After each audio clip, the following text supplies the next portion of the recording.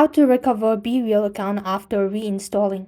In order to recover a Bereal account after reinstalling, so the app generally involves logging in with the exact same phone number you used previously. So let me just show you. When you launch, open, or install Bereal, let's see, I'm just gonna go ahead and make sure to quickly log out of these accounts. So now that you launch, open a Bereal app, this is gonna take you to their official page. So over here, it's just gonna ask you to simply type in your phone number and press send verification code. When you do it, so it's gonna send a verification code within a time period. At the bottom, you could see a timer, right?